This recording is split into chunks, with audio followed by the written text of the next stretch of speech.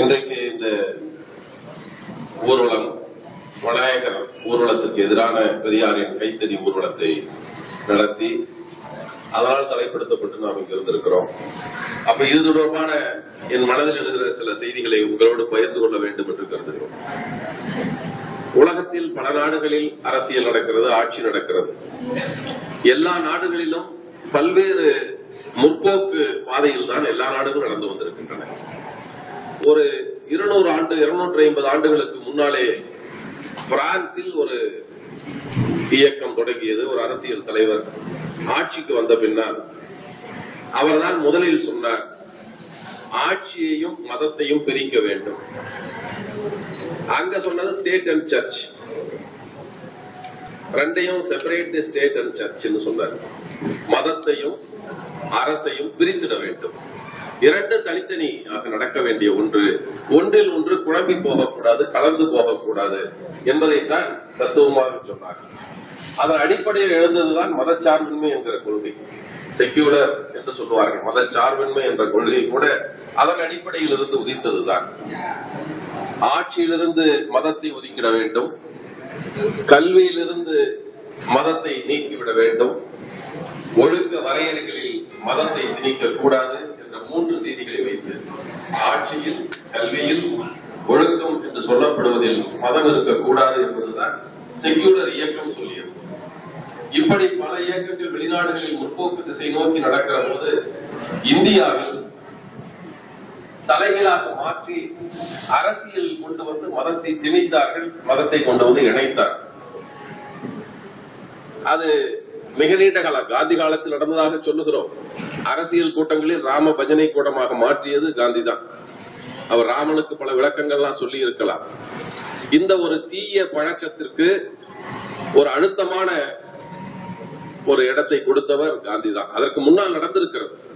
ஒரு மதிக்கத்தக்க ஒருவன் செய்கிற போதுதான், அது ஒரு வெகு மக்களுக்கு தலைவனாக கருதப்பட்டவன் செய்கிற போதுதான் அது மக்களை ஈர்க்கிறது. மக்கள் அதையும் தொடர்ந்து கேள்வி கேட்காமல் பின்பற்ற தொடங்குகிறார்கள். எப்போதுமே பார்ப்பனர்களை நாம் மனதுக்குள் கொஞ்சம் வேறாகத்தான் பார்த்து வந்திருக்கிறது சமுதாயம். காந்திக்கு முன்னால் இருந்த தலைவர்கள் எல்லாம் பார்ப்பன தலைவர்களாக தான் இருந்தார்கள். அப்ப காந்தியை எதற்கு கொண்டு வந்தார்கள் என்றால், பார்ப்பன அடிமையாகிய ஒரு பார்ப்பன அல்லாதாரை கொண்டு வந்து காங்கிரஸ் தலைவராக மாற்றி அதன் வழியாக வெகு மக்கள் ஆதரவையும் பெற்று தங்கள் சிந்தனையை அதில் செலுத்தி அவரை தன் அடிமையாகத்தான் நடத்தி வந்திருக்கிறார்கள். காந்தி நமக்குத்தான் காந்தி, பார்ப்பானுக்கு அடிமையாகத்தான் இருந்தார். பெரியார் கூட சுருக்கமாக சொல்லுவார், காந்திக்கு தென்னாட்டு பார்ப்பனரும் வடநாட்டு பணியாக்கள் என்று சொன்னா முதலாளிகள் 2 பேரும் சேர்ந்து அவருக்கு ரிஷி பட்டம் சூட்டி விட்டார்கள். ஆகவே அந்த வேஷத்தை காப்பாற்றுவதற்கு அவர் நேரம் சரியா இருக்குது, வேற எதுவும் நம்மை பற்றி சிந்திக்க முடியவில்லை என்று பெரியார் சொல்லுவார். எனவேதான் அவர் அதை கொண்டு திணித்தார். இது முதல்ல தொடக்கத்திலிருந்து பார்த்தால் நம்முடைய அரசியலில் எப்படியெல்லாம் மதம் வந்திருக்கிறது என்று பார்க்க வேண்டும். இந்த நாட்டில் விடுதலைக்காக உழைத்த கட்சியாக நாம் சொல்லிக் கொள்வது காங்கிரஸ். தொடங்கப்பட்ட போது அது விடுதலைக்காக தொடங்கப்பட்ட கட்சி அல்ல, அது ஒரு சங்கம், அவ்வளவுதான். மனு கொடுப்பதற்கு ஒரு சங்கத்தை பதிவு பண்ணாதான் மனு கொடுக்க முடியும் என்பதை போல ஒரு மனு கொடுக்கறதுக்கு எல்லாம் சேர்ந்து வச்ச சங்கம். நம்மால சங்கம் வச்சுட்டா நினைக்காதீங்க. ஆங்கிலேயர்கள் ஆலோசனை கொடுத்தார்கள். இந்திய மக்களுக்கு ஆங்கிலேயர்கள் மீது கோபம் வந்த போது அதை தணிக்க வேண்டும் என்றால் கொஞ்சம் சேஃப்டி வால்வ் என்று சொல்லுவார்கள் அல்லவா, ரொம்ப பிரஷர், நீராவியினுடைய அழுத்தம் அதிகமாக போது வெளியேறிட்டா வெடிக்காது, இல்லைன்னா வெடிச்சிடும். எனவே சேஃப்டி வால்வாகத்தான் காங்கிரஸ் என்ற பெயரில் அரசிடம் மனு கொடுக்கறதுக்கு ஒரு சட்டத்தை தான் ஆரம்பித்தார். காங்கிரஸ்னா பெரிய கூட்டோட இருக்கும், அவ்வளவுதான். கூட்டத்துக்கு பேர் தான் காங்கிரஸ், கட்சிக்கு பேரா மாறிடுச்சு. அது இந்திய அளவில் இருக்கிற, இந்திய அளவில் பரவி இருக்கிறவங்க எல்லாம் சேர்ந்து ஒன்றா சந்திக்கிற ஒரு கூட்டம். இந்தியன் நேஷனல் என்றால் ஒரு இந்திய தேசிய அளவில் இருக்கலாம், ஒன்னா சேர ஒரு கூட்டத்துக்கு தான் இந்திய நேஷனல் காங்கிரஸ் பேர் வச்சாங்க. அது கூட எப்படி தொடங்கியது என்றால், இங்க ரிபன் கட்டம் இருக்கிறது, அவர்தான் இந்த நாட்டில் உள்துறை என்கிற ஒரு துறையை, ஸ்தலஸ்தாபனங்கள் என்று சொல்லுவார்கள், ஊராட்சி மன்றங்கள், நகராட்சிகள் என்ற முறையெல்லாம் கொண்டு வந்து இந்திய மக்களுக்கு ஆட்சியில் பழக்கத்தை ஏற்படுத்துவோம் என்று சொல்லி கொண்டு வந்து அந்த பழக்கத்தை கொண்டு வந்து அதன் வழியாக உள்ளாட்சி அமைப்புகள் எல்லாம் உண்டாக்கியவர் அவர்தான். அவர் மக்களிடம் கொஞ்சம் அன்பாக நடந்தார் என்பதால் மக்கள் அவர் மீது பெரும் அன்போடு இருந்தார். அவரை வழியனுப்புவதற்காக இந்திய மக்களின் சார்பாக அப்பெல்லாம் விமானம் இல்லை, கப்பல் அனுப்பணும், எல்லாம் மும்பாய்க்கு போனார் 1884ஆம் ஆண்டு.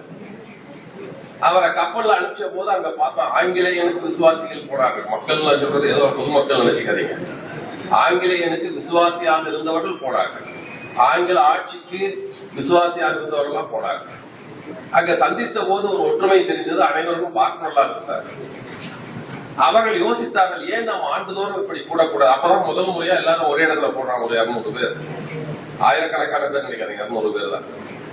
அடுத்த முறை கூடுவோம் என்று யோசிக்கிறார்கள். அடுத்து நம்ம சென்னையில் தான் கூட்டினாங்க. ஜி சுப்பிரமணியர் இருந்தாரு, அவர் தான் இந்து பத்திரிகை ஆரம்பிச்சவர், அவர் வீட்டுல கூட்டினாங்க. அதற்கப்புறம் அந்த ஆண்டு இறுதியில் தான் 1885 டிசம்பர் மாதத்துல ஒரு 3 நாள் 28, 29, 30 சமஸ்கிருத கல்லூரியில் தான் சேர்ந்தான். இடம் பாருங்க ஆரம்பிக்கிறாங்க. சமஸ்கிருத கல்லூரியில் கூடித்தான் இந்த அமைப்பை தொடங்கினார்கள். இதெல்லாம் எதுக்கு சொன்னா, இது 85 தொடங்கியது. இதற்கு பல தலைவர்கள் வந்தால், தென்னாட்டும் தலைவர்கள் போயிருக்கிறாங்க. அதுக்கு சட்டத்திட்டம் எழுதுறதுக்கு சேலத்துல விஜயராஜாரின்னு ஒருத்தர், பெரிய சட்ட அறிஞராக சொல்லப்பட்டவர். அவர் தான் அரசியல் அதற்கான விதிமுறைகள்லாம் எழுதினார். 85 ஆரம்பிச்சதுனால 87ஆம் ஆண்டு விதிமுறைகளை அவர் தான் எழுதினார். அந்த காங்கிரசுக்கு தலைவராகவும் இருந்தார், அகில இந்திய காங்கிரஸ் தலைவராக இருந்தார். அவருடைய பின்னணி என்னவென்றால், 1878ஆம் ஆண்டு சேலத்தில் செவ்வாய்ப்பேட்டை என்ற பகுதியில் இருந்த ஒரு மசூதியை இந்து மத வெறியர்கள் இடித்து தள்ளினார்கள். நாங்க குடியிருக்கிற இடத்துல துணுக்கங்களா வேலை 1878, இன்றைக்கு 150 ஆண்டுகளுக்கு முன்னாள். அதை இடிச்சதற்கு தூண்டிவிட்டவர் இவர்தான் என்று இவரை கைது செய்து இவருக்கும் நாடு கடத்துற உத்தரவு அந்தமான்ல சிறை கொடுத்தார். இவருக்கு சிறை கொடுத்து அந்தமானம் கடத்தப்பட்டார். அதற்கு பின்னால் ஒரு வழக்கறிஞர் என்ற காரணத்தால் அவருக்கு தள்ளுபடி செஞ்சு 82ஆம் ஆண்டு 4 ஆண்டுகள் திரும்பி வந்துட்டார், தண்டனை குறைஞ்சு வந்துட்டார். அந்த ஆள் தான் காங்கிரசுக்கு அரசியல் சட்டத்திட்ட விதிகளை எழுதினார். எப்படிப்பட்ட மதவெறியினை பிடிக்கிறாங்க பாருங்க. ஏதோ காங்கிரஸ் மதச்சார்பற்ற கட்சி, பிஜேபி தான் மதச்சார்பற்ற கட்சின்னு நினைச்சுக்காதீங்க. இது மென்மையான முகம், அது கொஞ்சம் கோரமான முகம், அவ்வளவுதான். 2 பேரும் இந்துத்துவவாதிகள் தான். எனவே தொடங்கப்பட்டவருக்கு முன்னணியாக இருந்த எல்லாம் இந்துத்துவவாதிகள் தான். அதுல திலகர் இருந்தார். எல்லாம் சொல்லுவாங்க சுயராஜ்யமே என் பிறப்புரிமை என்று பேசினார்லாம் சொல்லுவாங்க.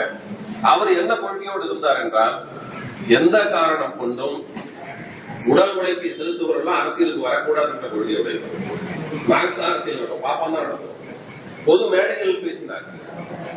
ஒரு பழமொழி, சமஸ்கிருத பழமொழியை சொல்லி, எண்ணெய் விற்பதற்கு வெற்றிலை விற்பவன் வந்தால் எண்ணெயை யார் விற்பது என்ற ஒரு பழமொழி சமஸ்கிருதத்துக்கு ஒரு சொல்லாடலை சொல்லி சொல்லி எல்லா குழுவிலும் பேசுவாங்க.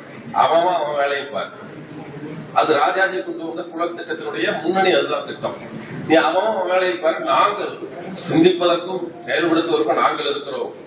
அறிவார்ந்த சமூகமாக இருக்கிற பிராமண சமூகம் எல்லாத்தையும் பார்க்கணும், நீங்களும் உங்க வேலையை பார்க்க என்று பேசியவர். ஆக உங்களை மேய்க்கிறதுக்கு நாங்க தான் இருக்க முடியும், நீங்க மேய்க்கிற ஆடுகளாக இருங்கள், நாங்கள் தான் மனிதராக இருந்து உங்களை மேய்ப்போம் என்பதை போல அவன் பேசினார். ராஜாஜி அதுக்கு பின்னால சட்டம் கொண்டு வந்தார். அவர்தான் இந்த விநாயகரை பிரபலப்படுத்தியவர். அவர்தான். அவருடைய மத சிந்தனை எப்படி என்றால், ஆங்கிலேயனுக்கு எதிராக மக்களை திரட்டுகிறோம் என்று இந்து மத வெறியை ஊட்டினார். அப்போது பிளேக் நோய் வந்தது. மிக மோசமாக அது மக்களை கொத்தாக மக்கள் இறந்தார்கள் அந்த நோயில. அந்த நோய்க்கு காரணம், அந்த நோய் கிருமி எப்படி பரவுகிறது என்று பார்த்த போது அது எலிகளின் வழியாகத்தான் பரவுவது என்று தெரிந்து விட்டார்கள். அறிவியல் வழியாக மருத்துவத்துறை ஆய்வர்கள் சொன்னார்கள், எலிகளின் வழியாகத்தான் அந்த நோய் கிருமிகள் பரவுது. எனவே செத்த எலி இருந்தால் உடனடியாக அதை அகற்றிவிட்டு அந்த வீட்டை காலி செய்து விடுங்கள். அது பிளேக் கிருமியை தாக்கித்தான் சாப்பிடும். அந்த வீட்டில் குடியிருந்தால் உங்களுக்கு ஆபத்து. அவ்வளவு கொடுமையான நோய். அதற்காக ஆங்கிலேயர்கள் ஒரு சுகாதாரத்துறை ஒரு திட்டத்தை தீட்டியது. அதனுடைய அதிகாரிகள் எல்லா வீடுகளிலும் எலிகளை அழிப்பதற்கான ஒரு திட்டத்தை தீட்டி, எலி இல்லாமல் வீட்டை பார்த்துக் கொள்ளுங்கள். மூட்டை பூச்சியெல்லாம் இருக்குன்னு சொல்லி டிடிடி மருந்து அடித்துக் கொண்டிருந்தார்கள். ஒரு 30-40 நாளா இளைஞராக இருந்தது பார்த்திருக்கிறேன், 40 ஆண்டுகளுக்கு முன்னால. அதுபோல அப்போது எலியை ஒழிப்பதற்கான முயற்சியில் அந்த சுகாதாரத்துறை இறங்கிய போதுதான் இவர் ஒரு அறிக்கையை விட்டார். இவன் மிலேச்சர்கள், இவன் கிறிஸ்துவர்கள் நம்முடைய விநாயகரின் வாகனமான மூஞ்சூரை கொள்ள திட்டமிட்டிருக்கிறார்கள். நம்முடைய மத உணர்வுகள் இவர்கள் கூறுகிறார்கள், இவர் விடக்கூடாதுன்னு சொன்னார். அதை கேட்டு இவரை வெறியா அந்த ஹெல்த் டிபார்ட்மெண்ட் டைரக்டர் சுட்டு கொள்றாங்க. நீ தாண்டா எலியெல்லாம் ஒழிக்க சொன்ன, எங்க சாமியை கொல்ல சொல்லி நீ சொல்லி இருக்கிறியா என்று சுட்டு கொன்றாங்க. அதற்காக திலகருக்கும் தண்டனை கொடுக்கப்பட்டது. ஆயுள் தண்டனை கொடுத்து அவரையும் அந்தமானுக்கு அனுப்பி வைத்தார். 3 பேருக்கும் தண்டனை, 3 பேரும் ஆயுள் தண்டனை கொடுத்து அனுப்பி வைத்தார். இவர் எவ்வளவு பெரிய வீரர்னு தெரியும்னா, இவங்க எல்லாம் எவ்வளவு வீரர் சொல்றா. அங்க போன உடனே முதல்ல ஒரு கடிதம் எழுதினார். கடிதம் என்ன எழுதுறாருன்னா, தயவு செஞ்சு என்ன 4 புறா அடைச்சு வச்சிருக்கோம், கொஞ்சம் வெளியே விடு. மத்த கைதியில் அடைச்சு வச்சிருக்கோம், எல்லாத்தையும் விடுலாம் கேட்கல. அரசியலுக்காக போராடி, விடுதலைக்கு போராடி கைது செய்யப்பட்டு சிறையில் இருக்கிற எல்லாருக்காகவும் கேட்கல, என்ன மட்டும் கொஞ்சம் வெளியே விடுங்க என்று கேட்கிறார். என்னை வெளியே அமர்ந்திருப்பதற்கு அனுமதியுங்கள் என்று கேட்கிறார். அதுக்கு அடுத்த கடிதம், அடுத்த கடிதம் வந்து சிறையுடைய எனக்கு வேண்டாம், வழக்கமான உடைய அணிந்து கொள்வதற்கு அனுமதிங்க. எல்லாத்தையும் கவர்னர் ஜெனரல் எழுதுறாரு. எல்லாத்துக்கும் ஒரு பெரிய தலைவரை எல்லாம் வீரம் பேசினவர் தான். கடிதம் எழுதி கடைசியா எனக்கு ஈஸ்டியார் ஒண்ணு வேணும்னு கேட்கிறாரு. வெத்தலைப்பாக்கு போட்டு அந்த கடிதத்தெல்லாம் எடுத்து பாத்தீங்கன்னா கேவலமான கடிதங்களா. எனக்கு வெத்தலைப்பாக்கு போடுறதுக்கு வெத்தலைப்பாக்கு வேணும்னு கேட்கிறாரு. ஆங்கிலேயர் ஒவ்வொன்றாக கொடுத்து கொண்டே இருக்கிறார். ஈஸ்டியார் கேட்கிறாரு, அப்புறம் எனக்கு கீதை கொடுக்க, நான் வந்து அறையை விட்டு வெளியே வரதுக்கு கேட்டவரும் முன்னால ஒரு தோட்டம் மாதிரி நான் போட்டுக்கிறேன், வேலி வேணா போட்டுங்க, அதுக்குள்ள நான் உட்காந்துருக்கிறேன், எனக்கு அனுமதி கொடுங்கன்னு தொடர்ச்சியாக கெஞ்சி கேட்டவர். பாரதி அப்படித்தான். பாரதியை பத்தி நம்ம எல்லாம் வீரமா பேசுவோம், பெரிய மீச வச்சுக்கு எவ்வளவு போட்டோவோ அழகா வரைஞ்சிட்டோம். அப்படி எல்லாம் பாரதி என்னைக்கு இல்ல. பாரதி படத்தை பாத்தீங்கன்னா தெரியும். அப்படிப்பட்ட உருவத்துக்கும் பாரதி வந்தா யாராதுன்னு கேட்பாரு. உண்மையில வந்து அப்படிப்பட்ட நோய் இப்படி உருவத்துக்கு அது எப்படி இருக்கட்டும். அவர்தான் அச்சமில்லை அச்சமில்லை அச்சம் என்பது இல்லையே, உச்சி மீது வானிட்டிருந்து வீடுகின்ற போதிலும் அச்சமில்லைன்னு பாடினாருமா. ஆங்கிலேய கைது விடணும் பிரெஞ்சு இந்தியாவில போய் பாட்டு சேர்ல ஒளிஞ்சிட்டு இருக்கிற பாட்டு. அச்சமில்லை அச்சமில்லை அச்சம் என்பது இல்லையேங்கிறது ஆங்கிலேய கைது கொண்டு போய் புதுச்சேரியில ஒளிஞ்சிட்டு இருக்கிற பாட்டு. எனவே அப்படிப்பட்ட வீரர்கள் தான். அவரும் அங்கிருந்து கடிதம் எழுதினார் கவர்னருக்கு, தயவு செஞ்சு என்ன திருப்பி நீங்க விட்டுருங்க, விட்டுட்டீங்கன்னா அரசியலை பேச மாட்டேன், அரசுக்கு எதிராக எந்த செயலும் ஈடுபட மாட்டேன், வெளிப்படையாய் வந்து அரசியல் நிகழ்ச்சியில் கலந்து கொள்ள மாட்டேன், என்ன தயவு செஞ்சு தமிழ்நாட்டுக்கு வரது கொடுங்கிறார். அந்த புதுச்சேரி மட்டும் பிரெஞ்சுக்காரன் ஆட்சியில் இருந்தது. அங்க போய் இருந்தார் அவர்.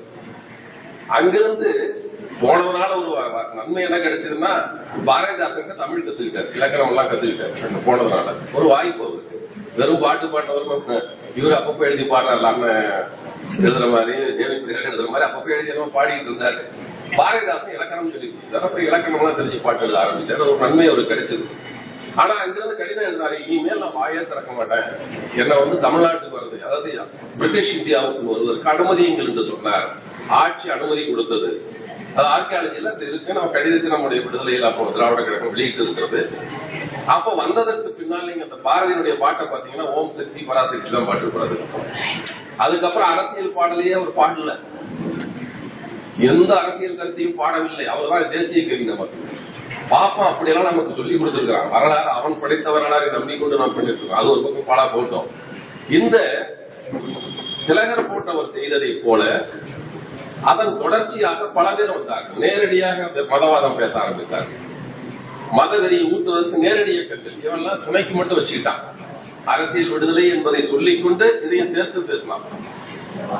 இவன் முழு நேரம், இவன் பார்ட் டைம், அவன் முழு நேரம் இந்துத்துவவாதிகள் அப்புறம் தான் வந்தான். இந்து வெறியர்கள் அப்புறம் வந்தாங்க, அரசியல் உலகத்துக்கு வந்தாங்க.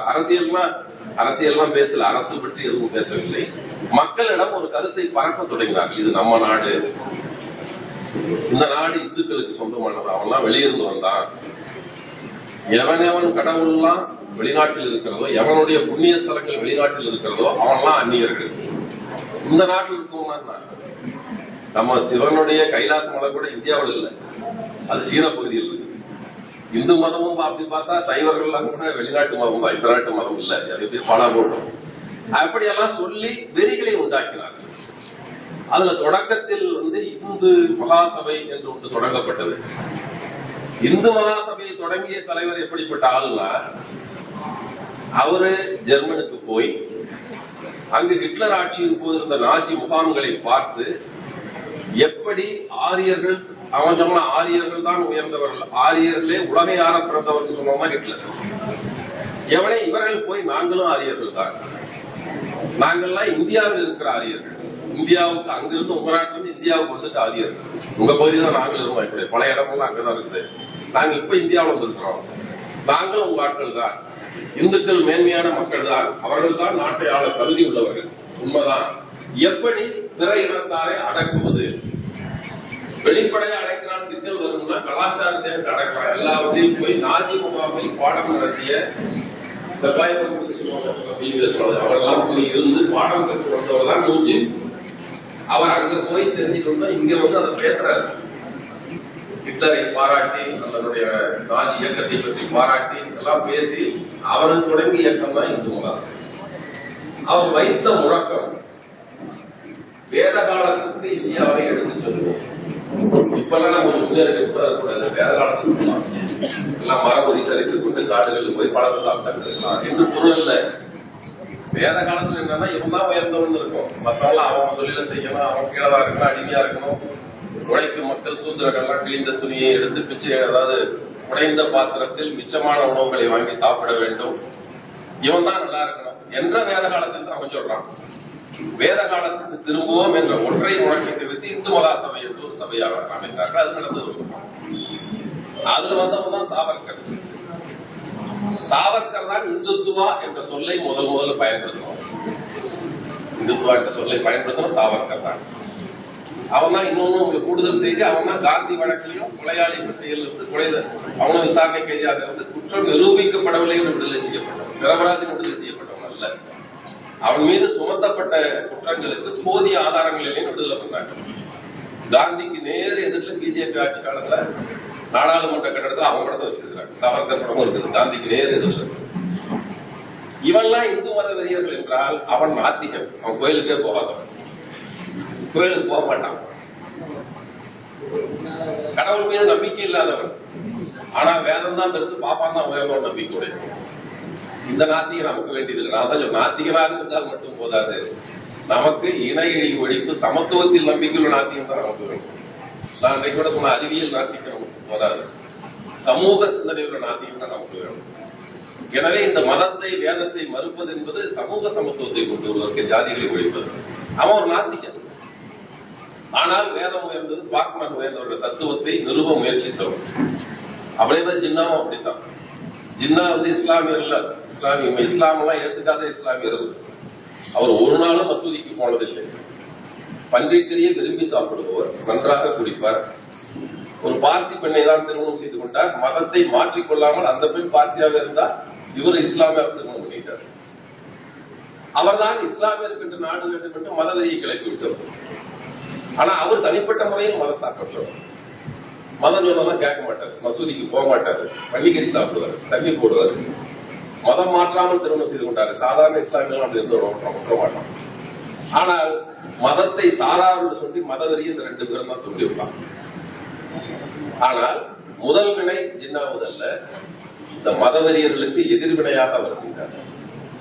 அவர் முத செஞ்சிடல, இவன் சொல்ல தாங்க முடியாம நானும் அப்பதான் நம்ம எல்லாம் சேர்த்து ஆரம்பிச்சேன். அவரெல்லாம் இணைந்து போக நினைத்தார்கள். அபு கலாம் ஆசாத்னு ஒருத்தர், அவரெல்லாம் மத சார்பின்மை பேசிய மத நம்பிக்கை, மதத்துல அனுபவ நம்பிக்கை உள்ளவர். ஜின்னா சிகரெட் பிடிச்சிட்டு தாடி வச்சுட்டு புல்லா போட்டுட்டு மசூதிக்கு போயிட்டு, ஆனா மதச்சார்பின்மை பேசியவர் யார்? அபு கலாம் ஆசாத். இப்படி வித்தியாசமான அவர்களும் அரசியல் இருந்தாங்க. அது ஒரு பக்கம் இருக்கட்டும்.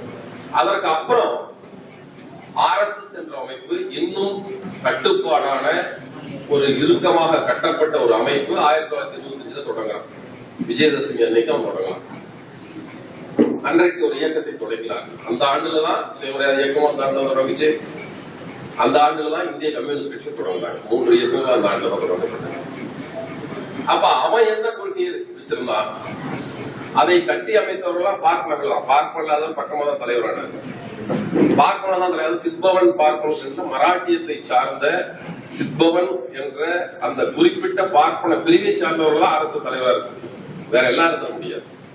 ஏனென்றால் அவர்கள் நம்பிக்கைப்படி இந்தியாவை ஆங்கிலேயன் கைப்பற்றிய போது அந்த நாடு பேஷ்வாக்கள் என்று சொல்ற ஒரு ஆட்சியில் இருந்தது. கேள்விப்பட்டிருப்பீங்க. சிவாஜியினுடைய அமைச்சர்கள், பார்ப்பன அமைச்சன் அவன் தான் சிவாஜியினுடைய பேரனை பாப்பா கொண்டு ஆட்சியை பிடிக்கிறான். அவன் வழிமுறையாக வந்தவர்கள் தான் பேஷ்வாக்கள் என்று சொல்கிறார்கள். அவரிடமிருந்துதான் ஆட்சியை ஆங்கிலேயர்கள் கைப்பற்றினார்கள். பேஷ்வாக்கள் என்று சொல்பவர்கள் 3வது தலைநகரா வச்சு ஆட்சி பண்ணிட்டு இருந்தார். அவர்கள் எல்லாம் சிற்பவன் பார்ப்பனர். அவன் என்ன சொன்னான்னா, எங்கிட்ட இருந்துதான் இந்தியாவை ஆங்கிலேயம் வாங்கணும், திருப்பி எங்கிட்ட தான் கொடுத்துட்டு போகணும். மராட்டிய பகுதியை மட்டும் தான் அவன் வந்து பிடிச்சான். அவன் சொன்னா, இந்தியாவே என்கிட்ட கொடுத்துட்டு போ, எங்கிட்ட இருந்தா நீ வாங்கின, முதல்ல அங்கதான் அந்த பகுதியை தான் வந்து உட்கார்றான், அதனால திருப்பி எங்கிட்டே கொடுத்துட்டு போன்னு சொன்னான். அந்த எண்ணத்தோடு இந்தியா விடுதலை பெற்றால் எங்களிடம் ஒப்படைக்க வேண்டும் என்ற சிந்தனையோடுதான் அந்த மராட்டியத்து பார்ப்பனர் அரசியலுக்கு வந்தார்கள். செல்பவன் பார்ப்பனர் வந்தார்கள், காங்கிரசுக்கு திலகர் வந்தார், RSSக்கு ஹெட்கேவர் வந்தார், இந்து மகாசபைக்கு சாவர்கர் வந்தார். 3 பேர் சித்தவன் பார்ப்பனர். இவங்க 3 பேரும் வர்றாங்க. இவர்கள் கையில் தான் இந்த கட்சியெல்லாம் இருக்கு. 3 கட்சி, காங்கிரஸ் இருக்குது, அது இருக்குது, எல்லா அமைப்பும் இருக்கு. இவர்கள் வந்து இந்த அமைப்பை நடத்திய போது அவர்கள் கொள்கை என்னன்னு மட்டும் ரொம்ப விரிவாக RSS பத்தி சொல்ல வேண்டாம். RSSக்கு தத்துவத்தை கொடுத்தவர் கோல்வால்கர், அவர்தான் குருஜின்னு சொல்லுவாங்க. கோல்வால்கர், MS கோல்வால்கர் நிறைய புத்தகம் எழுதியிருக்காரு. முக்கியமான ஒரு புத்தகம் பஞ்ச் ஆஃப் தாட்ஸ், சிந்தனை கொத்து. பஞ்சுனா ஒரு கொத்தா ஒரு சிந்தனை எல்லாம் சேர்த்து வச்சிருந்த பஞ்ச் ஆஃப் தாட்ஸ் ஒரு புத்தகம் எழுதினேன். தமிழ்ல ஞான கங்கை என்று மொழிபெயர்த்து போட்டிருக்காரு. அதுல ஒரு கதையை சொல்றாரு, ஒரு எடுத்துக்காட்டு, ஒரு கதையை சொல்றாரு. இந்து தர்மம் என்றால் என்ன, இந்து தர்மம்னா விளக்கம் வேணும் இல்ல, என்னன்னு கேட்கறது ஒரு கதை சொல்றாரு. ஒரு பார்ப்பன உயர் அதிகாரியும் அவருடைய சென்னையில் இருந்தா சொல்றாரு, சென்னை மாகாணத்தில் நடந்த ஒரு நிகழ்ச்சியை சொல்லுகிறேன்னு சொல்றாரு, மெட்ராஸ் பிரசிடென்சின்னு எழுதுறாரு. ஒரு பார்ப்பன ஆங்கிலேய உயர் அதிகாரியும் பார்ப்பன பியூனும் நடந்து போறாங்க. எதிரே இவருடைய துணை அதிகாரிக்கு அடுத்த நாள் அவர் டைரக்டர் வச்சுங்களா, டெப்டி டைரக்டர் வராது. டெப்டி டைரக்டர் நாயுடு ஜாதியை சார்ந்தவர் எதுக்கு வர்றாரு? ஒரு பக்கம் பார்ப்பன அதிகாரி, ஆங்கில அதிகாரி, பார்ப்பன பியூனு, எதுக்கு வரவும் நாயுடு. வந்தவுடன் தன் அதிகாரியை பார்த்து கை கொடுக்கிறார். அவருக்கு வணக்கம், குட் மார்னிங் சொல்லிட்டு கை கொடுக்கிறார் ஆங்கில அதிகாரி. அடுத்து பார்ப்பான் காலில் வந்து பியூன் காலில் வந்து கும்பிடுறாரு. அதிகாரிக்கு கை குளிக்க விட்டு பார்ப்பான் பியூன் காலில் வந்து கும்பிடுறாரு. உடனே ஆங்கில அதிகாரி கேட்கிறார், நானோ உனக்கு உயர் அதிகாரி, என்னிடம் கை கொடுக்கிறீர்கள், இவனோ நம்முடைய கடைநிலை ஊழியர், இவன் காலில் விடுகிறீர்கள், என்ன நியாயம்னு கேட்கிறார். அதற்கு அவர் பதில் சொல்கிறார், நீங்கள் என்ன இருந்தாலும் விளைச்சர், நீங்களும் வேற நாட்டுக்காரர், எங்களுக்கு இந்துக்களுக்கு சம்பந்தம். சார் ஆய்வாளரை சப் இன்ஸ்பெக்டரை ஏடு அடிக்கிறார். என்ன சொல்லி அடிக்கிறான், பறையா நீ எனக்கு வந்து டியூட்டி திமா ட்ரெஷரி டியூட்டியே போடுற அடிக்கிறார். அதையெல்லாம் பார்த்தார்கள். வழக்கு பதிவாக்கி யாரும் சாட்சி சொல்லல. நம்ம தோழர் பெரியார் நம்பிதான் போய் சாட்சி சொல்றாரு. ஆமா, இதை சொல்லியதான் அடிச்சாரு. அவர் தண்டிக்கப்பட்டார், ஏட்டுக்கு தண்டனை கொடுத்தாங்க. ஜாதி அவங்க அப்பா சொல்றான், நீ வேணா பெரிய அதிகாரிகள், நீ பறைய, நான் வந்து கல்லர், நான் பெரிய ஜாதி, நீ சின்ன ஜாதிடா, நீ எனக்கு பெரிய அதிகாரி. அந்த மனநிலையை அவன் அங்க சொல்றான். RSS இதெல்லாம் வருது. கோல்வால்கர் கொடுத்த தத்துவம் தான் இந்து சமூகத்தின் எல்லா தளங்களிலும் இன்று வரைக்கும் பிரதிபலிக்கிறது. அல்லது இல்லாத இடங்களில் அந்த சிந்தனையை உண்டாக்க வேண்டும் என்பதற்கு தான் RSS உழைக்கிறது. இந்து முன்னணி அதுதான் உழைக்கிறது. அவன் உழைக்கிறது எதுக்குன்னா, எவமெல்லாம் மதத்தை விட்டு விலகி போனார்களோ, மதம் சொன்ன கட்டளை ஏற்றுக்கொள்ள மாட்டேன் என்று சொல்லி விலகி சென்றிருக்கிறார்களோ, அவங்க எல்லாம் திரும்பியும் அந்த என்னமோ ஓடி போன மந்தையை விட்டு அடைக்கிற மாதிரி புதவுத்துக்கு அடைக்க வருவாள் என்று சொல்வதை போல, யாரெல்லாம் இந்து மத தர்மத்தை விட்டு விலகி போனார்களோ மீண்டும் அவர்களை இந்து மதவாதிகளாக மாற்ற வேண்டும் என்பதற்கு தான் அந்த இயக்கம் வேலை செய்யும். அது பல பேரில் வேலை செய்யும், பல பேர் அவங்க வேலை செய்யறாங்க. அப்ப எங்கெங்கெல்லாம் அதிக வேலை எங்க இருக்கு? வடநாட்டுல அவனுக்கு அதிக வேலை கிடையாது, ஏன்னா அவன் ஏற்கனவே அப்படித்தான் இருக்கான். அவங்கெல்லாம் அதிக வேலை கிடையாது. எங்க அதிக வேலை? எவன் இந்து மத சிந்தனையை விட்டு விலகி சென்றிருக்கிற சமுதாயத்தில் போய் நாம் பணியாற்ற வேண்டும் என்று நினைக்கிறார்கள். அப்படிப்பட்ட சமுதாயமாக அவர் தேர்ந்தெடுத்தது பழைய சென்னை மாகாணம். ஒரு காலத்தில் சென்னை மாகாணமாக இருந்த பகுதிகளில் நாம் போய் பணியாற்ற வேண்டும் என்று கருதினார். நம்ம சென்னை மாகாணம்னா இப்ப நம்ம தமிழ்நாடு பூராவும், ஆந்திராவில் ஒரு 7 மாவட்டம் எல்லாம் சேர்ந்தது, கர்நாடகாவில் ஒரு மாவட்டம், கேரளாவில் ஒரு மாவட்டம். அது இல்லாம இந்த சிந்தனைக்கு எதிராக இருந்தவர் மைசூர் அரசர் இருந்தார், கிருஷ்ணராஜ உடையார் என்று இருந்தார். அவர் இந்த கருத்துக்கு எதிரானவராக, பார்ப்பனியத்துக்கு எதிரானவராக இருந்தார்.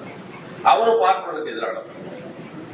இன்னும் சொல்ல போனா அந்த 3 பேர் பார்ப்பனுக்கு எதிராக இந்த நாட்டில் கடுமையாக இடஒதுக்கீட்டை கொண்டு வந்திருக்கிறார்கள். ஒருவர் சத்ரபதி சிவாஜியினுடைய மரபினராக சொல்லப்படுகிற சத்ரபதி சாஹு மகராஜ், மராட்டியத்தில் கோலாப்பூர் அந்த சமஸ்தானத்தினுடைய சிற்றரசர். அடுத்தவர் கிருஷ்ணராஜ உடையார், இன்னொருவர் தமிழ்நாட்டில் சென்னை மாகாணத்தில் பணியாற்றி டாக்டர் டி எம் நாயர். 3 பேரும் லண்டனில் படித்தவர்கள், ஒன்றாக படித்தவர்கள், ஒரே இடத்திலிருந்து இயங்கியவர்கள், ஒத்த சிந்தனை கொண்டவர்களாக இருந்தார்கள். 3 பேரும் இந்தியாவுக்கு திரும்பியவுடன் இந்து மத கட்டிலிருந்து சமுதாயத்தை மீட்டெடுத்து அவர்களை ஒரு சமத்துவ சிந்தனை உள்ள மக்களாக மாற்ற வேண்டும் என்ற கருத்துடையவர்கள் 3 பேரும் அப்படித்தான் இருந்தார்கள். ஒன்று சாகு மகாராஜ் என்ன பண்ணார்னா, ஒரு அரசர், கிருஷ்ணராஜுடையார் அரசர், இவங்க 2 பேருக்கு பிரச்சனை இல்லை, அவன் சொன்னதான் சட்டம். சாகு மகாராஜ் என்ன பண்ணாருன்னா 50 விழுக்காட்டு வேலைகள் பார்ப்பனலாதாருக்கு என்று அறிவித்தார். முதல்ல அவர் தான் அறிவித்தவர். 1902 அறிவித்தார். நம்ம நாட்டில் 1920 தமிழ்நாட்டிலையும் கர்நாடகாலையும் வந்தது. அவர் 1902 சட்டம் போட்டார். 50 விழுக்காட்டு இடங்கள் பார்ப்பனலாதாருக்கு அரசு பணிகள். அதுவும் குறிப்பாக இந்த டிஸ்ட்ரிக்ட் அதாவது வில்லேஜ் மேஜிஸ்ட்ரேட் சொல்லுவாங்க, கணக்குள்ள மணியார முன்சீஃப் மாதிரி அவர்களுக்கு அந்த அதிகாரம் இருந்தது. அனைவரும் தாழ்த்தப்பட்டவர்கள் நியமிக்க வேண்டும் என்று உத்தரவு போட்டார். ஒவ்வொரு கிராமத்துக்கு அதிகாரியாக தாழ்த்தப்பட்டவன் தான் இருக்க வேண்டும் என்று உத்தரவு போட்டார். அப்பெல்லாம் உணவு கடைகள் என்பது அரிதாக இருக்கும். அவன் வீட்டுல சாப்பிடுவான், வெளியே போய், ஆனா மதத்தை நம்புவான், எப்படி மூலத்தில் போய் சாப்பிடுவான். ஆனால் இவர் தாழ்த்தப்பட்ட மக்களுக்கு நிதி உதவி செய்து உணவு விடுதியை நடத்த சொல்றாரு. அரிதா 3 நாள் தான் அவருக்கு வாங்கி வைக்கிறார். ராஜா ஒவ்வொரு முறையும் தன்னுடைய பரிவாரங்களோடு வந்து தாழ்த்தப்பட்டவருடைய கடையில் உணவு அருந்துவார். அரசர் வந்து ஹோட்டல்ல சாப்பிடுவார், வேற வழியில கூட ஒரு அதிகாரியும் சாப்பிடணும். இது 1890களிலேயே பண்ணுவார். இப்படிப்பட்ட புரட்சியாளராக அவர் இருந்தார். டி எம் நாயர் அப்படிதான் தமிழ்நாட்டில் பார்ப்பனலாதார இயக்கத்திற்கு ஒரு தூண்டுகோலாக இருந்தார். தொடங்கி வைத்தார்னே சொல்லலாம். அவரு மைசூர் அரசர் வந்து அவரும் இடஒதுக்கீடு போட்டாரு. அப்போ ஆய்வு செய்யறதுக்கு ஒரு குழுவை போட்டார். ஒரு ஆங்கில அதிகாரி மில்லர் என்கிற ஜட்ஜின் அடிப்படையில் வெஸ்லி மில்லர்னு ஒருத்தம் வச்சு ஒரு ஆய்வு பண்ண சொன்னார். அவன் ஆய்வு பண்ணி அறிக்கை கொடுத்தான். என்ன கொடுத்தான்னா, பார்ப்பானை தவிர எல்லோரும் பேக்வர்ட் கிளாஸஸ் அப்படி அறிக்கை கொடுத்தார். அப்படின்னா 75 விழுக்காட்டு இடங்களை அவரு 50 தான் சொன்னார். 75 விழுக்காட்டு இடங்களை பார்ப்பனலாத மக்களுக்கு ஒதுக்கீடு செஞ்சார். கிருஷ்ணராஜ உடையார் உத்தரவு போட்டார். அதே நேரத்தில் தான் இங்கு தமிழ்நாட்டிலும் மக்கள் தொகைக்கு ஏற்ப வேலைகளை பிரித்து தர வேண்டும் என்ற அடிப்படையில் 16 வேலை பாப்பானுக்கு, மீதி வேலை 84 வேலை மற்றவர்களுக்கு என்று செய்தார். அது எல்லோருக்கும் வேலைகளை பிரித்து கொடுத்தார். இப்ப மாதிரி ரிசர்வேஷன் 20-30% எல்லாம் கிடையாது. பாப்பானுக்கு 116 வேலை, இஸ்லாமியர்களுக்கு 8 வேலை, கிறிஸ்தவர்களுக்கு 8 வேலை, தாழ்த்தப்பட்டவர்களுக்கு 8, பார்ப்பனலாத மக்களுக்கு இவ்வளவு என்றெல்லாம் ஒதுக்கி கொடுத்தார்கள். வேலை 100 வேலையும் பிரிச்சு கொடுத்தாங்க. ஆக இதை இந்து மதத்துக்கு எதிரான செயலாகத்தான் பார்த்தார். இடஒதுக்கீடுங்கிறது எவனெல்லாம் அரசாங்க வேலைக்கு வரக்கூடாது, இவன் அடிமை வேலை செய்ய வேண்டியவன், இவனெல்லாம் அரசாங்க அதிகாரியா வர்றானே, இவெல்லாம் சட்டம் போட்டு தான் பண்றான். அந்த 2 பேரிடையும் போய் மோத முடியாது. 2 பேரும் அரசர். விடுதலை பெற்று அது முடிவு வரைக்கும், இன்னும் சொல்ல போனால் இந்தியா விடுதலை பெற்றதாக அறிவித்தவுடன் முதலாக முன்வந்து என்னுடைய ஆட்சியை நான் இந்தியாவோடு இணைத்துக் கொள்ள விரும்புகிறேன் என்று முன்வந்து எழுதியவர் கிருஷ்ணராஜ உடையார். நான் ஆட்சி விடமாட்டேன்னு சொன்னவன் திருவாகூர் ராஜா, கொச்சி ராஜா. அங்கிருந்து சொன்னவன் சி பி ராமசாமி. பாப்பான் வேறுபாடு பாருங்க. அவன் யோசனை சொன்னான். இந்தியா விடுதலை பெற்ற உடனே ஒரு சட்டம் போட்டாங்க. ஆங்கிலேயன் விடுதலையை கொடுத்த போது நம்ம நினைக்கிற இந்தியாவுக்கு விடுதலை கிடைச்சா, தப்பா யாரும் நினைக்கிறேன். இந்தியாவுக்கு விடுதலை கிடைக்கல, முழு இந்தியாவுக்கு விடுதலை கொடுக்கவில்லை ஆங்கிலேயன். ஏன்னா அவங்ககிட்ட இந்தியா, முழு இந்தியாவும் அவங்க கையில் இல்லை. அவன்கிட்ட போர்ச்சுகீசிங்கிட்ட இருந்து, பிரெஞ்சு நாட்டில் இருந்து, அது தவிர கொஞ்சம் இவங்கிட்ட இருந்தது. ஆங்கிலேயன் ஆட்சி இல்லாமல் அரசர்கள் ஆண்ட பகுதி ஏராளமாக இருந்தது. அதெல்லாம் ஆங்கிலேயன் ஆட்சியில் இல்லை. ஹைதராபாத் நிஜாம் இல்ல, கர்நாடகா மைசூர் அரசர் வந்து அவர் ஆட்சி தனியா நடந்தது. திருவாங்கூர்ல, அங்க புதுக்கோட்டையில எல்லாமே தனித்தனி நாடுகளாக சிற்றரசுகள் இருந்தன. அதற்கெல்லாம் விடுதலை அவன் கொடுக்க முடியாது. ஏன்னா அது அவன் நாடு, இவன் பிடிக்கவே இல்லை, எப்படி விடுதலை கொடுப்பான்? எனவே அவன் சொன்னார், என்னுடைய நேரடி ஆட்சி இருந்தவங்களுக்கெல்லாம் விடுதலை, மீதி இருந்த சிற்றரசு பகுதிகள் விருப்பப்பட்டால் இந்தியாவோடு இணைந்து கொள்ளலாம், பாகிஸ்தான் வேணா இணைஞ்சிக்கலாம், இல்ல அவன் தனித்தனியாவும் நாட்டை ஆட்சி பண்ணிக்கலாம் என்று சொன்னார். யார் வேணாலும் சேர்ந்துக்கோங்க. அப்ப புதுக்கோட்டை அரசர், மைசூர் அரசர் 2 பேரும் தான் நாங்க இந்தியாவோட இணைந்து கொள்ள, இவங்களா முன்வந்து பண்ணா மற்றவங்க மிரட்டி கையெழுத்து வாங்கலாம். அது வேற, அந்த கதை வேண்டியதில்லை நமக்கு. அப்போது இந்த பார்ப்பனாக இருக்கிற சி பி ராமசாமி ஐயர் வந்து கொச்சிக்கு திவான். இவன் யோசனை சொன்னான், நாம பாகிஸ்தானோட சேர்ந்துக்கலாம். இது இந்து நாடு, இவங்க எல்லாம் போய் சேரக்கூடாதுப்பா. நாம ஏன்னா இங்கெல்லாம் கெட்டு போயிடுச்சு, இந்தியாவே தமிழ்நாடு கேரளா எல்லாம் கெட்டு போயிடுச்சு. ஏன்னா இவெல்லாம் பாப்பான மதிக்கிறது இல்ல, இடஒதுக்கீடு எல்லாம் கொண்டு வந்துட்டான், அவன் வேலைக்கு வர்றான். நம்ம திருவிதாங்கூர் சமஸ்தானத்துக்கு வருது. திருவிதாங்கூர்ல மட்டும்தான் அன்றைக்கு வரைக்கும் தாழ்த்தப்பட்ட மக்கள் எல்லாம் வீதியில் நடக்கக்கூடாது என்பதை சட்டமாக வைத்திருந்தார். உங்களுக்கு தெரியும், காந்தி போராட்டம், பெரியார் போராட்டம் நடத்துவது கோயிலுக்குள்ள விடுறதுக்கு இல்ல, கோயிலை சுற்றி இருக்கிற வீதியில கூட தாழ்த்தப்பட்ட மக்கள் நடக்கக்கூடாதுன்னு வச்சிருந்தார். நாடார்கள் உட்பட, அங்க நாடார்கள் எஸ்சி தான் இதை பொறுத்த வரைக்கும், திருவிதாங்கூரை பொறுத்த வரைக்கும் அவங்க எல்லாம் எஸ்சி. தென் மாவட்டங்களே அப்படிதான் அப்ப எஸ்சியா இருந்தாங்க. நாடார்கள் பெண்கள், தாழ்த்தப்பட்ட பெண்கள் இடுப்புக்கு மேலே உடை அணியக்கூடாது. அது மதத்துல எங்களுக்கு மட்டும்தான் வேறு ஜாதி பெண்கள் தான் மார்பை மறைத்துக் கொள்ள வேண்டும், நீங்க எல்லாம் மறைத்துக் கொள்ளக்கூடாது சட்டமே போட்ட நாடு திருவிதாங்கூர். அது ஒரு போராட்டமே, அது எதிர்ப்பு போராட்டம். மாறாப்பு நான் போட்டுக்கிறேன் போராட்டம், தோல் சீலை போராட்டம் என்று சொல்லுவாங்க. அது யாருந்தாலும் 50 ஆண்டுகள் நடந்தது போராட்டம். நாங்க மேல துணி போட்டுக்கிறேன், ஜாக்கெட் போடுறாங்கிறது ஒரு போராட்டம். அப்புறம் தான் கிறிஸ்துவ மதத்துல சேர்ந்தாங்கலாம். கிறிஸ்தவனா சேர்ந்தா போட்டுக்கலாம், இந்துவா இருந்தா போடக்கூடாது. எனவே இப்படிப்பட்ட பகுதியில் தான் இந்து மதத்துக்கு எதிராக போய்கொண்டிருக்கிற இந்த பகுதியில் மதம் மாறிக்கொண்டிருக்கிறது, விளக்கமா சொல்ல வேண்டும், மதம் மாறிக்கொண்டிருக்கிற இவர்களிடம் போய் மீண்டும் அவர்களை இந்துக்களாக ஆக்கிற முயற்சி, இந்து மத தர்மத்திற்கு எதிராக எல்லா ஜாதிக்காரனும் உயர்ந்துட்டு போற படிக்கிற இதை சீர்குலைப்பதற்காகத்தான் இந்துத்துவ சக்திகள் எல்லாம் தென்னாட்டை நோக்கி வந்தார். அவன் நேரா இங்க செய்ய முடியாது, நேரா RSS சொன்னா நம்மளுக்கு கேட்க மாட்டான். அவன் பல பேர்ல அமைப்பு வச்சிருக்கான். உங்களுக்கு இப்ப சமூக நல்லிணக்கம் நம்மள கம்யூனிஸ்ட் கூட பேசுறான். இப்படி ஒரு அமைப்பு அவனே ஆரம்பிச்சான். முதல் RSS தான் 1930 அறிவிச்சு, 31ஆம் ஆண்டு அறிவித்தார்கள். சமாஜித் சமரஸ்தான் பேரு, சமூக நல்லிணக்கம் பேரவைன்னு வச்சுக்கல தமிழ்ல. என்ன சொல்லும் என்றால், நமக்குள்ள வேறுபாடு இருக்கலாம், இருந்தாலும் நாமெல்லாம் இந்துக்கள், நாமெல்லாம் ஒன்னா இருக்கோம், நாம சண்டை போட்டுக்கூடாது. இப்ப தமிழ் தேசியவாதிகள் எல்லாம் பேசுறாங்கல்ல, ஜாதியை மறந்து எல்லாம் தமிழ்ல ஒழிச்சுட்டு வரக்கூடாது, இருக்கட்டும், மறந்துட்டு இங்க வாங்க, திருப்பி போய் நினைச்சுங்க சொல்றாங்கல்ல தமிழ் தேசியவாதிகள் எல்லாம் பேசுவாங்க. ஜாதியெல்லாம் ஒழிக்க கூடாது, இருக்கட்டும், ஆனா மறந்துட்டு மட்டும் வாங்க, திருப்பி போய் உங்க ஜாதியில் இருக்கு, அதை பத்தி ஒன்றும் பிரச்சனை இல்லை. அதை போல பேச வைத்தவன் RSS காரணம். சமூகத்தில் இருக்கிற வேறுபாடுகளை மறந்து விடுங்கள், நாம் இந்துக்கள் என்பதை அதிகமா அழுத்தமாக நம்மளாம் ஒன்னா இருக்கோம். ஜாதி நம்மள என்ன பண்றது, கடவுள் அப்படி எழுதியிருக்க, நம்ம அப்படி இருந்துட்டு போறோம். நமக்கும் சண்டை வரக்கூடாது. அப்ப யாரோட சண்டை போடலாம்? துலுக்கமோட போடலாம், கிறிஸ்தவோட போடலாம்.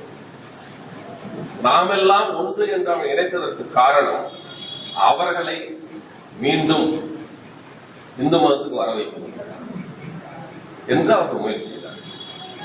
இதை நீங்க உங்களுக்கு வேடிக்கையாக இருக்கும், பெரியார் ஒரு முறை உண்மை நாடு ஒரு சங்கம் என்ற ஒரு சங்கம் இதுல இருக்கு, ஈரோட்ல அதுல பேசுறாரு. வெளிநாட்டுக்கு ரஷ்யாவுக்கு போயிட்டு இருந்ததுக்கு அப்புறம் பேசுறாரு. பேசுற போது சொல்றாரு, நானும் தங்க பெருமாள் பிள்ளை அவருடைய 2 பேரும் சேர்ந்தா குடியரசு ஆரம்பிச்சா, ஒரு 3 மாதம் அவர் கூட இருந்தாரு. நாங்க 2 பேரும் சிறையில் இருந்த 1922 சிறையில் இருந்த போது சிந்தித்தோம், நம்ம வெளியே போன உடனே இந்து மதத்தை விட்டு விலகி போனவர்களாம் மீண்டும் இந்து மதத்தில் சேர்ப்பதற்கு இயக்கம் நடத்த வேண்டும் என்று நாங்கள் திட்டமிட்டுக் கொண்டிருந்தோம். ஏன் அவெல்லாம் வேற மதத்துக்கு போகணும் என்று அவர் பேசி நம்ம குடியரசுலயே இருக்கு.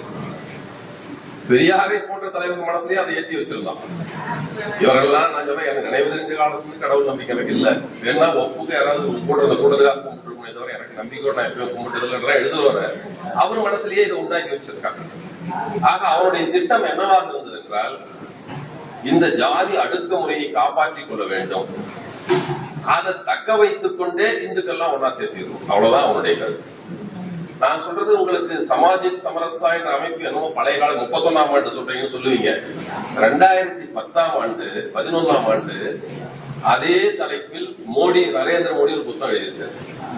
நான் சொல்லுகிற இந்த சமாஜிக் சமரஸ்தா என்ற பெயரில் மோடி ஒரு புத்தகம் எழுதியிருக்காரு. அதுல சொல்றாரு, ராமர் கோயில் நாங்க கட்டுறோம்னு சொல்றீங்க, ராமர் கோயிலுக்கு அடிக்கல் நாட்டியவன் பீகாரை சேர்ந்த தாழ்த்தப்பட்டவன் தான், பீகாரை சேர்ந்த தலித் தான் அடிக்கல் நாட்டினான் என்று எழுதி, அந்த மாதிரி விஷயங்கள்லாம் எழுதி நம்மள இந்துக்களுக்கு நாங்க மரியாதை கொடுக்குற இயக்கம் தான் எங்க கட்சி, நீங்க எல்லாம் தப்பா நினைச்சுக்காதீங்க என்று எழுதி திரும்ப மீண்டும் அந்த சிக்கலை, அந்த சூழ்ச்சிகளை எழுப்பதற்கு முயற்சி செய்கிறார்கள்.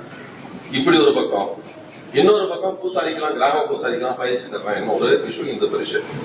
இன்னொரு பக்கம் இந்து முன்னணி என்ற பெயரால் கொஞ்சம் தளர்ச்சியாக போய் மக்கள்கிட்ட பேசுறது. இப்படி பல பேர் பேச ஆரம்பித்தார்கள். அப்ப அவர்கள் தான் அங்கிருந்த விநாயகர் ஊர்வலம், இந்த விநாயகர் ஊர்வலத்தை ஆரம்பிச்சு ஒரு திலகர் அங்க நடத்தினார். விநாயகர் ஊர்வலத்தை எல்லாம் பம்பாயில் மட்டும் நடந்து வந்த விநாயகர் ஊர்வலத்தை இங்க கொண்டு வந்தாங்க. சரி, விநாயகரை ஏன் தேர்ந்தெடுத்தார்கள்? நம்மளெல்லாம் கோயில் விட மாட்டான், உள்ள விட மாட்டான். இப்பதான் கோயிலுக்குள்ள போறவங்க கருவறைக்குள்ள போக முடியுது. கோயிலுக்குள்ளேயாவது இப்ப போக முடியுது நம்மளால. அதுக்கே ஒரு 50 வருஷத்துக்கு மேலதான் விட்டா, அது வரைக்கும் நம்ம உள்ள.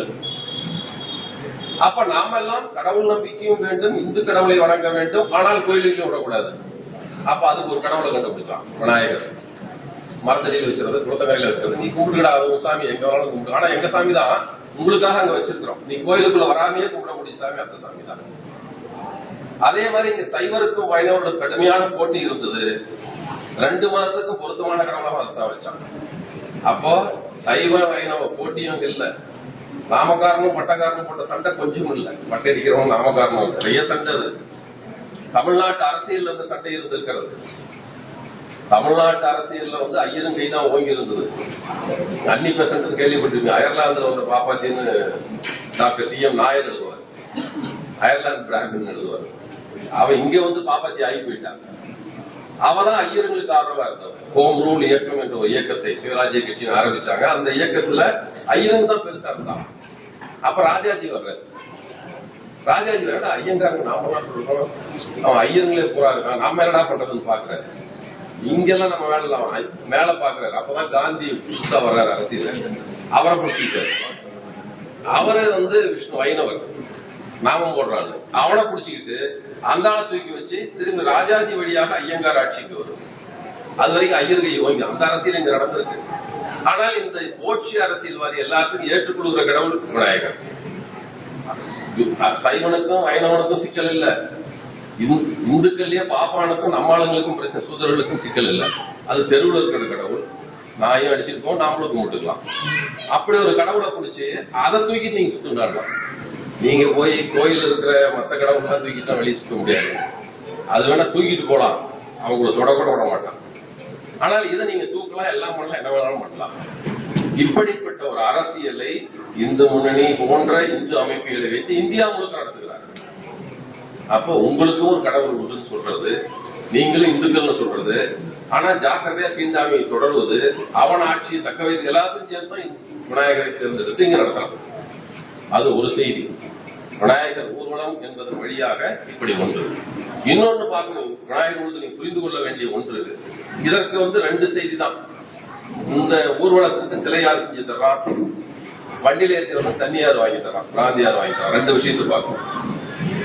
எல்லாமே சேர்த்து தான் செய்யலாம். விநாயகர் சிலையும் அவன் தான் வாங்கி தர்றான், அதுக்கு கேஸ் அவன் தான் ஏற்றி விடுறான் வண்டியில, ஊர்வலத்துக்கு வண்டியில போகும். இன்னொரு நீங்க ஒரு கணக்கு எடுங்க, இந்த வண்டியில ஏறிக்கிறவங்க லிஸ்ட் எடுங்க. அவெல்லாம் நான் நினைக்கிறது அடுத்த ஆண்டு நம்ம வீடியோ பண்ணுவோம். உங்களுக்கு கூட ஒரு அசைன்மெண்ட் மாதிரி தர்றேன்.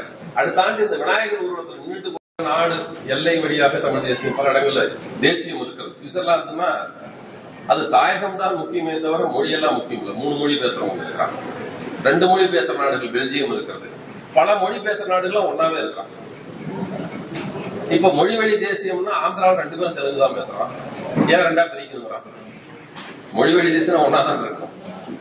பல சிக்கல்கள் இருக்கு. இப்படியோ அவன் ஆளுக்கு ஒரு தேசியம் பேசுற மாதிரி பிஜேபிக்கார பண்பாட்டு தேசியம் என்று ஒன்றை பேசுறான். Cultural nationalism. பண்பாட்டு அடிப்படையில், நம்முடைய இந்து பண்பாட்டு அடிப்படையில் ஒரு நாடு உருவாக வேண்டும் என்று சொல்றாங்க. அதனாலதான் நம்ம நாட்டை கூட பாரத்னு பேர் எதுக்கு வச்சான்? எங்க அந்த பேர் இருக்கு? புராணத்துக்கு இருக்கு. இந்தியாங்கிற பேர் எங்கேயும் இல்ல. பாரத்ன்ற பேர் இவன் கொண்டு வர்றான். பரதன் ஒருத்தன் வந்தான்.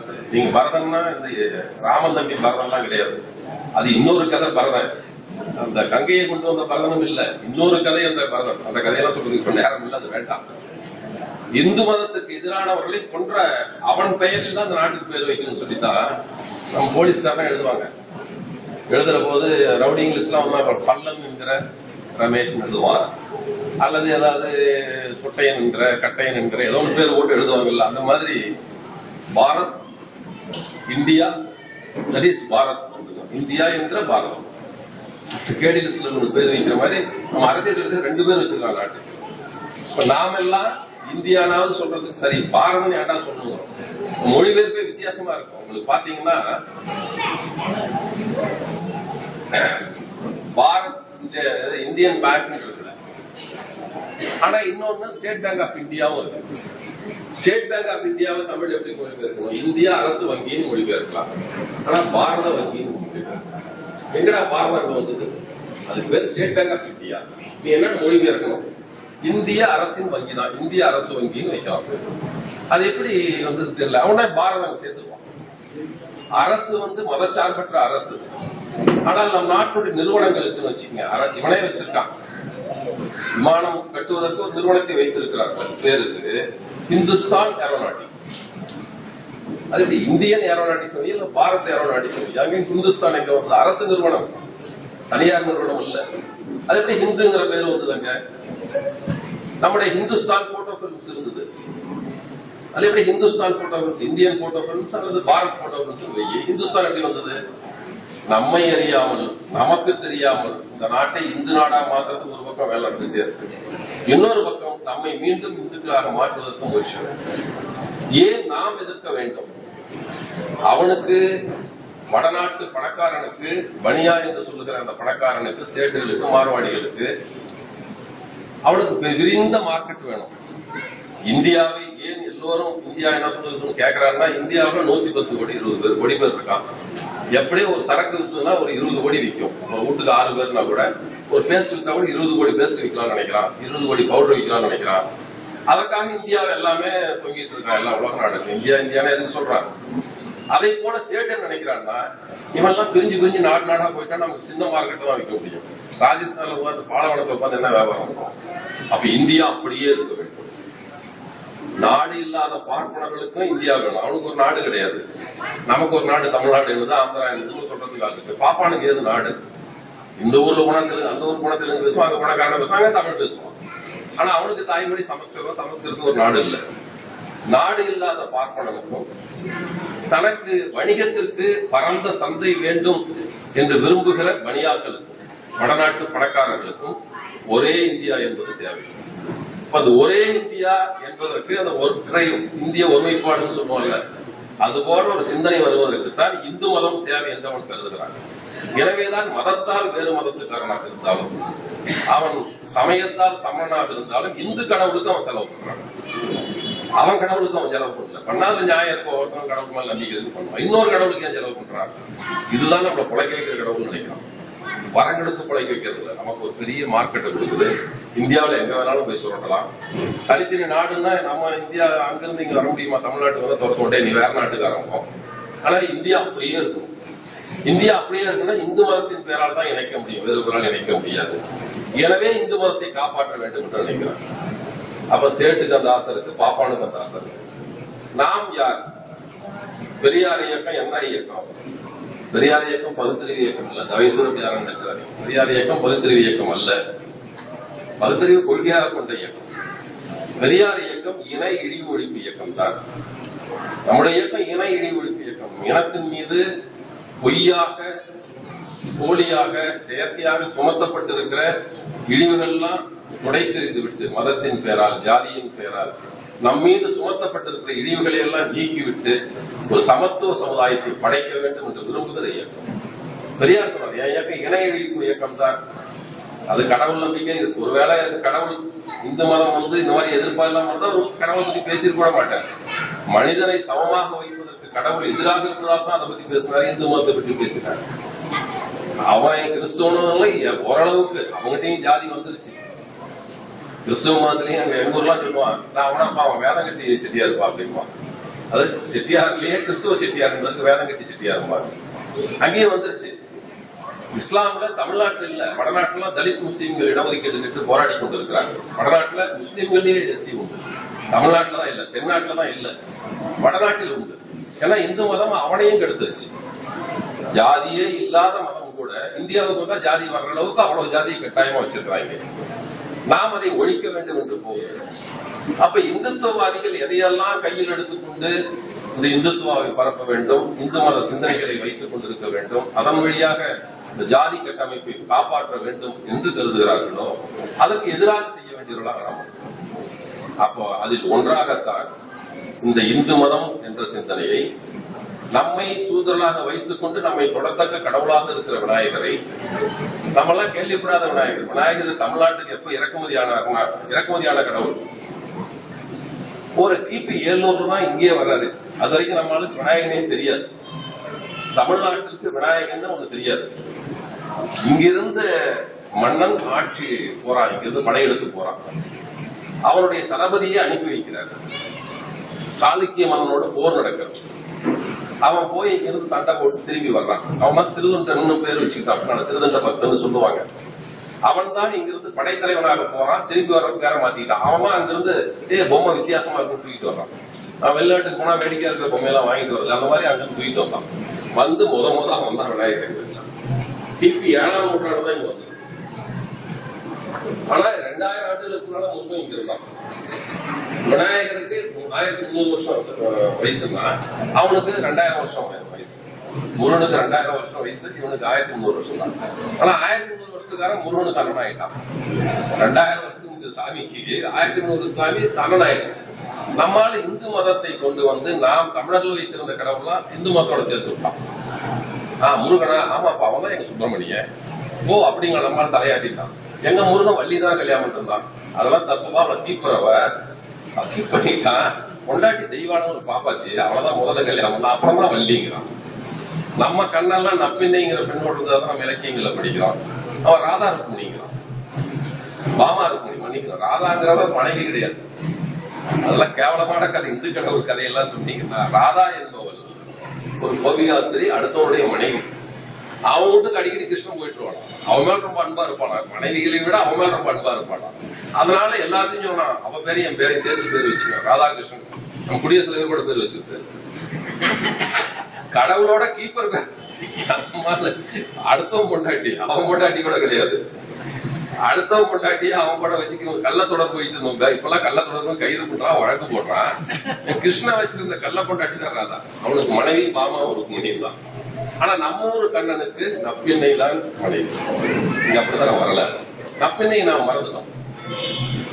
கிருஷ்ணனை கொண்டு வந்தான். கிருஷ்ணனுக்கு பாமா ருக்மிணிமா ராதாமா எல்லாம் சொன்னானே தவிர நப்பிண்ணை விட்டோம். அப்போ நம்முடைய மரபுகளை மதம் என்று மயங்க வைத்து விட்டான். நம்ம மரபு வேற, மரபும் மதமும் கலந்து போய் நம்ம இந்து கடவுள் தமிழ் கடவுள் தெரியாம எல்லாத்தையும் குழப்பி விட்டான். நமக்கு ஏதோ முருகன் இருந்தான்னா அவன் மலை மேல இருந்தான். ஆமா, குறிஞ்சி நிலத்து கடவுள். அவன் மலை மேலதான்டா முருகன் இருப்பான். அப்புறம் கீழே எதுக்கு முருகன் கோயில் கட்டுறான்னு தெரியல.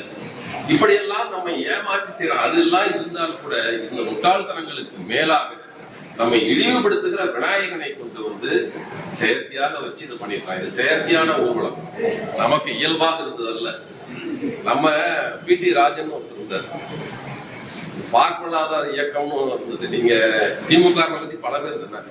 இந்த தமிழ் கம்பெனி எல்லாம் பேசும், திராவிட இயக்கம் பேசிட்டே இருப்பாங்க. ரெண்டு ஒண்ணு நான் கூட ஒரு முறை கூட நம்ம தொலைக்காட்சி பேடியில் கூட சொன்னேன். திராவிடர் கழகம் என்பது பெரியாருடைய சுயமரியாதை இயக்கம் இருந்தது. நீண்ட காலமாக தொடர்ந்து மதத்தில் கட்சி இருந்தது. அது ஆட்சியெல்லாம் இருந்தது. இந்த நாட்டை முத ஆட்சிக்கு வந்தவன் நீதி கட்சி தான். அரசுன்னு அமைந்தவுடன் ஆட்சிக்கு வந்து நீதி கட்சி தான். அவன் ஆண்டா நீதி கட்சிக்காரனுக்கும் தலைவரா பெரியார் ஆனார். சுயமரியாதை இயக்கத்துக்கும் தலைவர் பெரியார், நீதி கட்சிக்கும் பெரியார், ரெண்டு கட்சிக்கு தலைவர் ஆனார். பார்த்தாரு இதுக்கு ரெண்டா இருக்கணும், ரெண்டையும் ஒன்னாக்குனார். அதுக்குதான் திராவிடர் கழகம்னு பேர் வச்சாரு. ஒரு 5 வருஷம் தான் தாங்குச்சு. திரும்பவும் அந்த நீதி கட்சி சிந்தனை உள்ளவங்க அரசியலுக்கு போகணும், தேர்தலுக்கு நிக்கணும், ஆட்சிக்கு ஒரு நினைச்சான் பாருங்க, அவங்களா திமுகவா போயிட்டாங்க. பழைய சுயமரியாதை இயக்க கொள்கைகளை எடுத்து செல்ல வேண்டும் என்ற அழுத்தமான நம்பிக்கை வைத்தவர் மட்டும்தான் இந்த திராவிட கழகமாக அது நம்மை போன்ற இயக்கங்களாக இருக்கும். அப்ப அந்த நீதி கட்சிக்காரன் என்ன செய்வான்னா, ஆட்சியில் மட்டும் பார்ப்பான் வரக்கூடாதுன்னு நினைப்பான். நம்ம கர்நாடகி மாதிரி தான், ஆட்சிக்கு அவன் வரக்கூடாது, அவ்வளவுதான். நாங்க தான் ஆட்சி கொடுப்போம். எங்க வீட்டுக்கு அவன் வருவான், சங்கராச்சாரிய சாய்பாபா கூட்டுவோம், காலில் விடுவோம், எல்லாம் கோயிலுக்கு போவோம், பூஜை பண்ணுவோம், எல்லாம் பண்ணுவான். நீதி கட்சி தலைவர்கள் அப்படித்தான் செய்தார். அவன் ஆட்சியில் பார்ப்பான் இருக்கக்கூடாது. காங்கிரஸ்காரன் ஆட்சி கூட பாப்பா முதலமைச்சர் இருக்கக்கூடாது திட்டவட்டமாக இருந்தவர்கள் தங்கள் வீட்டு திருமணத்திற்கு பாப்பான வருவான். அவன் காலில் விழுந்து கும்பிடுவான்.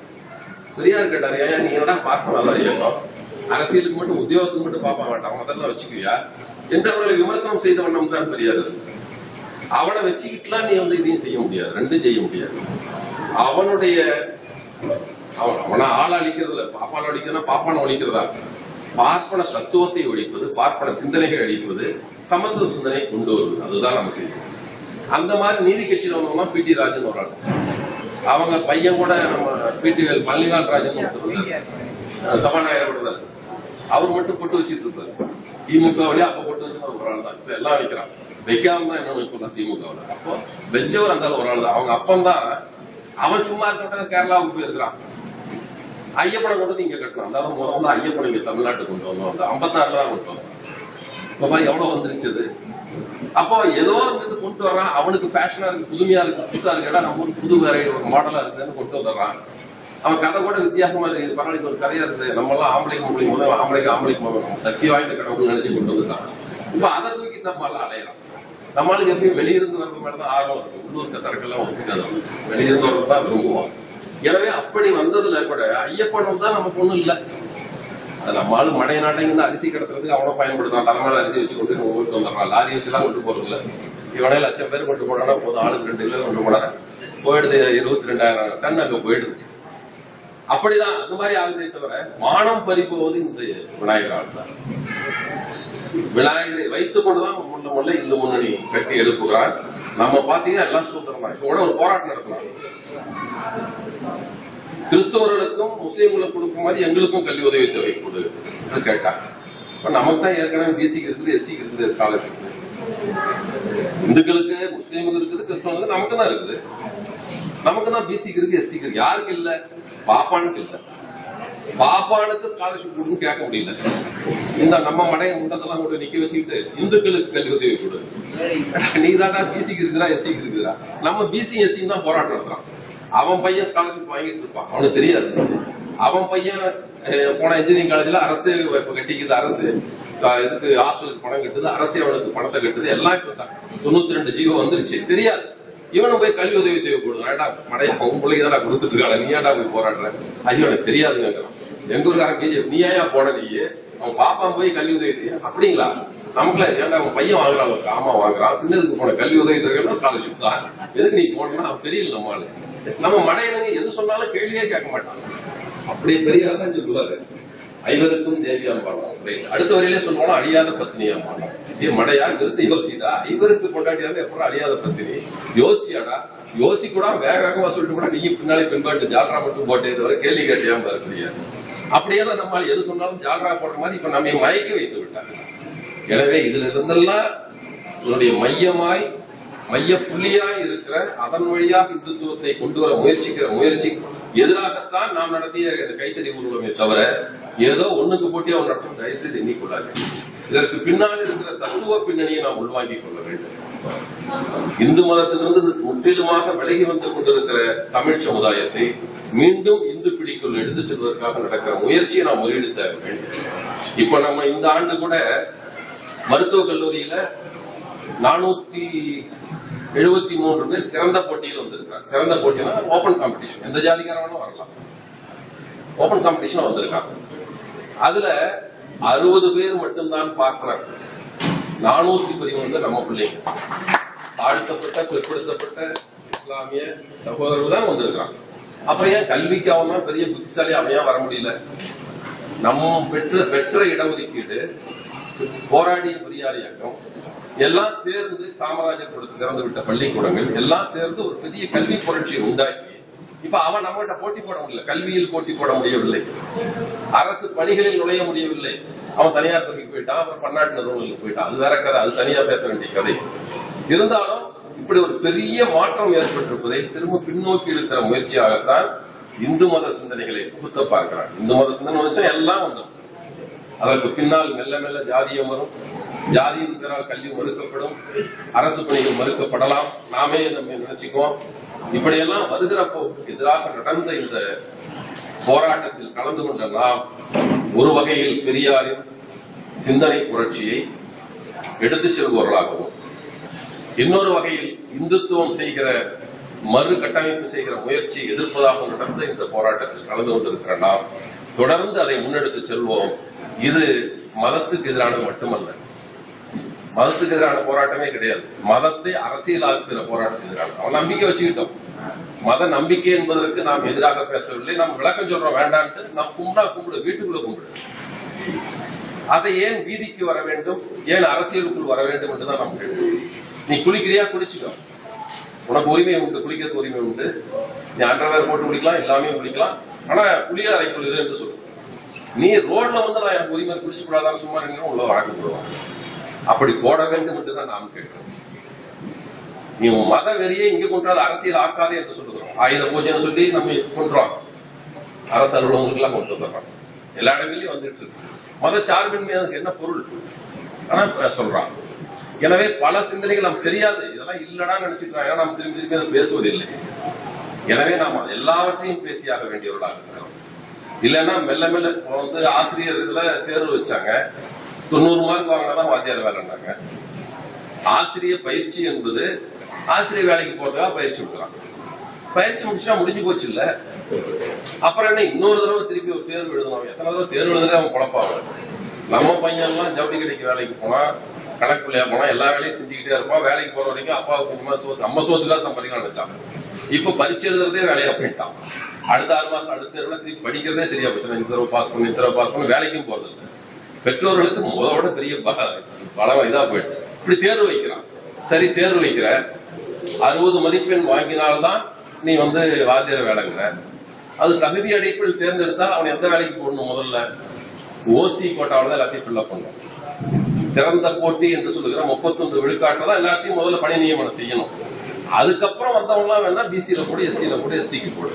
இப்ப நம்ம பையன் தேர்வு எழுதி தகுதி அடிப்படையில் தேர்ந்தெடுக்கப்பட்டவனை மீண்டும் கொண்டு எஸ்சி கோட்டாவில் போடுறான், பிசி கோட்டாவில் போடுறான்.